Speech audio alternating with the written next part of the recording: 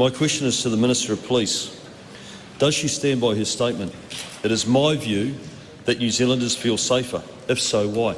This will be good. It is my view that New Zealanders feel safer. When she says, it is my view that New Zealanders feel safer, who is she speaking for? For myself. That's why I said it is my view. So, just for clarity for the House, when she says that New Zealanders feel safer, she's just talking about herself. Mr Speaker, when I said it is my view that New Zealanders feel safer, I believe that New Zealanders are safer. Does she consider that she is gaslighting the public of New Zealand when she stands in this House and continues to tell the people of New Zealand that they should feel safer? The only gaslighting going on in the House today is that members. Something I hear too often from people up and down this country. They say, if this Labor government gets back in, I'm going to Australia.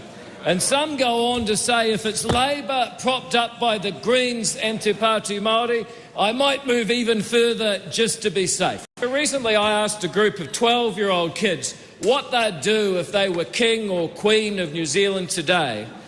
3 at once said, make food cheaper, make petrol cheaper.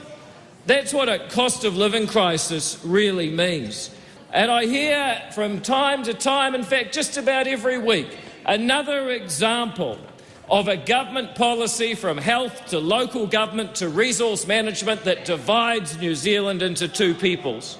And the people out there, they know they were never asked, would it help if the treaty was interpreted in such a way to create two different sets of political rights based on race? Dividing people by their superficial characteristics, putting their identity above their common humanity, has never, ever worked. And what used to be called bigotry and discrimination and prejudice when I grew up has become the official policy of this government. New Zealand needs real change.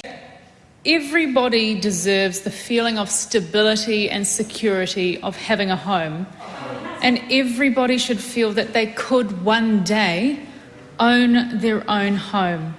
Too often when I'm out in the community, I hear people say, I'm not sure I will ever have the opportunity to own my own home. I'm afraid of what the future looks like for my children and for my grandchildren. And young people in their 20s and 30s saying, maybe it would be better to move to Australia because I just cannot see a future for myself in this country. And that is not good enough. There aren't enough homes for the people who want to live in them, and that's why we have a housing crisis. We have a housing crisis because we have an infrastructure crisis. We know that we need better infrastructure. We've seen this with the floods and with the cyclones. We've seen it with the sewage on the beaches in Tamaki. If we want young Kiwis to feel like they have a future in this country, if we want more homes to be accessible and to be built in New Zealand, and if we want our homes not to flood because we actually have good infrastructure, we need a long-lasting, enduring policy.